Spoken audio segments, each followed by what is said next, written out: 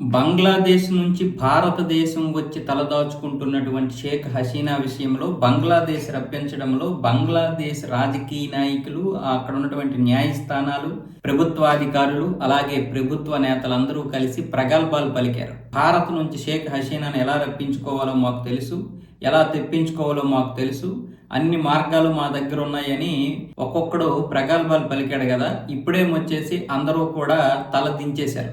ఇక మీరు ఎలాగైనా రప్పించుకోండి, భారతదేశం ఇప్పుడు అంతర్జాతీయ చట్టాలను ఉపయోగించి అయినా సరే, లేదా దౌత్యపరంగా అయినా సరే, లేదా ద్వైపాక్షిక సంబంధాలతోనైనా సరే, ఏ విధంగా చూసినా భారతదేశందే పైచేయి అవుద్ది. ఇవ్వాలా ఇవ్వకూడదా అనేది భారత చేతిలో మాత్రమే ఉందని ఇప్పుడు బంగ్లాదేశ్కి సన్నిహితంగా ఉన్నటువంటి పాశ్చాత్య దేశాలు, అలాగే ముస్లిం దేశాలన్నీ కూడా విషయాన్ని స్పష్టం చేశాయి.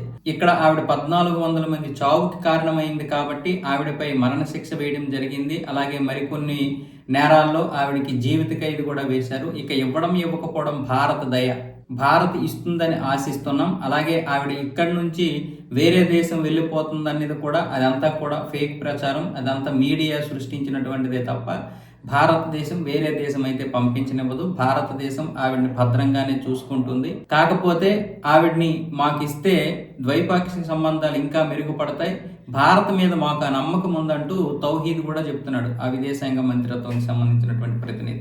వీళ్ళతో పాటు ఇప్పుడు ఆ తాత్కాలిక మహమ్మద్ యూనస్ ప్రభుత్వం కూడా భారత్పై మాకు నమ్మకం ఉంది, ఇరు దేశాల యొక్క ప్రయోజనాలను కాపాడుతుందని, అంతకుమించి మేము ఇంకేమీ చెప్పలేము, ఏమీ చెయ్యలేము అని ఇప్పుడు అందరూ కూడా చేతులు ఎత్తేశారు.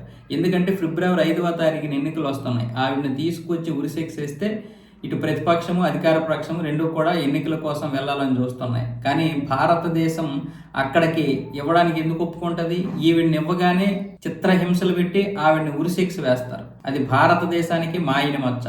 ఇక అన్ని చట్టాలను ఉపయోగించి ఆర్టికల్ 28 లేకపోతే 25 ఇలా అన్ని చట్టాలను ఉపయోగించుకొని భారతదేశం అయితే బంగ్లాదేశ్కి ఇచ్చే ప్రసక్తే లేదని ఇంతకు ముందే చెప్పేసింది. కాకపోతే మేము ఆవిడని ఇచ్చే దీంట్లో ఆలోచిస్తున్నాం, ఇరు దేశాల యొక్క ప్రయోజనాలను దృష్టిలో పెట్టుకొని మా నిర్ణయాలు ఉంటాయని భారత్ అయితే చెప్పింది. అది ఒక లౌక్యంగా.